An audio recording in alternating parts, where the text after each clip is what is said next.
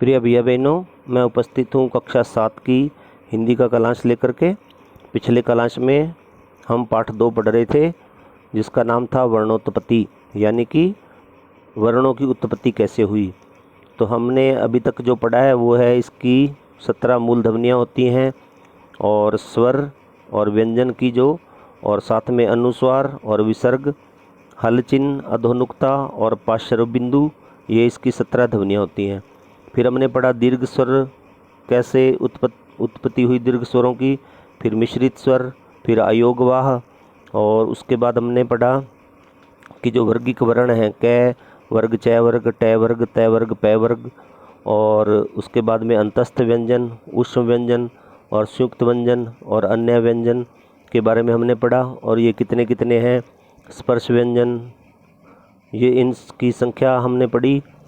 आज हम इससे आगे पढ़ने जा रहे हैं। ये जो आप स्क्रीन पे देख रहे हैं ये हम आज पढ़ेंगे। ऊष्म व्यंजन हैं 4, संयुक्त व्यंजन 3 और अन्य व्यंजन 2।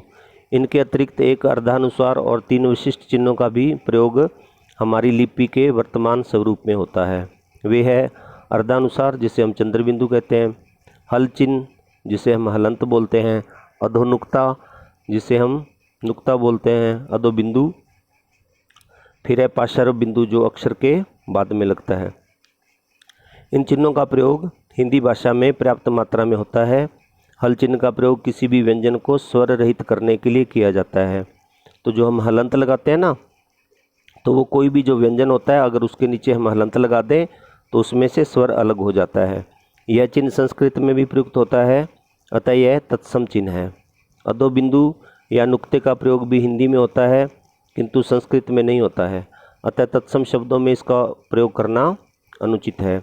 वस्तुतः इसका प्रयोग विदेशी भाषाओं के संपर्क और उनके कतिपय शब्दों को हिंदी में स्वीकार कर लेने के कारण हुआ, अतः यह विदेशी चिन्ह है। तो हम जो अधोबिंदु लगाते हैं ना, अक्षर के नीचे जो नुक्ता लगाते हैं, बिंदी लगाते हैं अक्षर के नीचे, तो इसका प्रयोग हिंदी में होता है, संस्कृत में नहीं होता, क्योंकि ये जो नुक्ता है ना, ये विदेशी भाषाओं के संपर्क से के कारण हिंदी में आया है।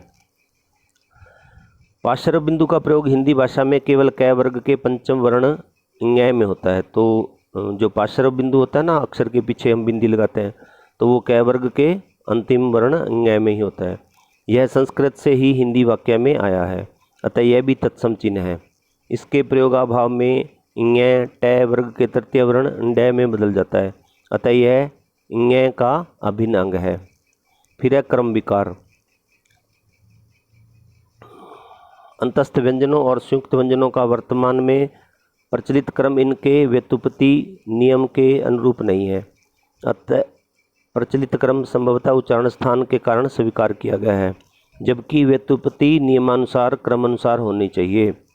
तो अंतस्थ व्यंजन य व र ल, क्योंकि य की उत्पत्ति ई प्लस ए से, और व की उत्पत्ति उ प्लस ए से, और र की उत्पत्ति री प्लस ए से, तथा ल की उत्पत्ति ली प्लस ए के योग से हुई है। इस योग के प्रथम स्वरों का क्रम ई, उ, री तथा री है।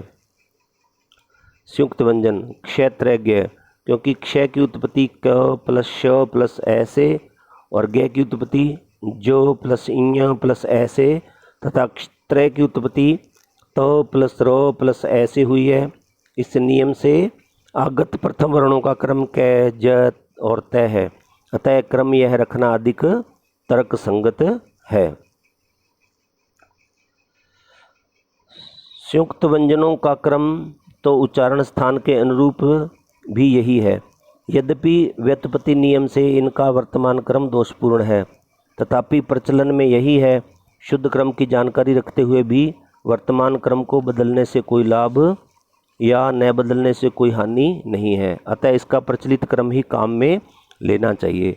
तो जैसे कि हम लिखते हैं ना, ए आ से लेके क ख ग घ ड तक, तो उनको व्युत्पत्ति क्रम से नहीं, वैसे प्रचलित क्रम से ही लिखना चाहिए। फिर यह ज्ञातव्य, कभी कभी ऋषभ के साथ और दीर्घ के साथ बहुधा अनुस्वार का उच्चारण नासिका के भीतर ही होकर रह जाता है।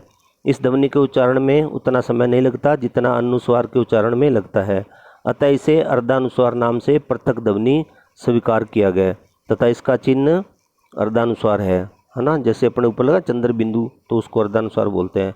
इसको बोलचाल की भाषा में चंद्र बिंदु भी कहते हैं। इस प्रकार ये आपका पाठ 2 पूरा हो गया। हमने पिछले कालांश में इसके 3 प्रश्न हमने करे थे, 4 प्रश्न करे थे। ऐसे 10 शब्द लिखे जिनमें कम से कम किसी एक वर्ण में अधो बिंदु का प्रयोग हुआ हो। तो बाकी जो शेष प्रश्न है, जैसे 5वां प्रश्न है, पार्श्व बिंदु कौन कौन से हैं, पार्श्व बिंदु कौन से वर्ण का अभिन्न अंग है, इसका प्रयोग न करने पर कौन सी समस्या उत्पन्न हो सकती है।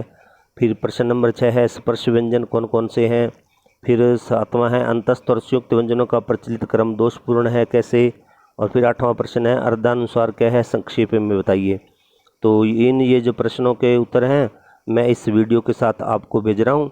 तो मैं आशा करता हूँ कि आप ये दूसरे पाठ के पूरे प्रश्न उत्तर अपनी कॉपी में कर लेंगे। ठीक है। जय हिंद, जय भारत।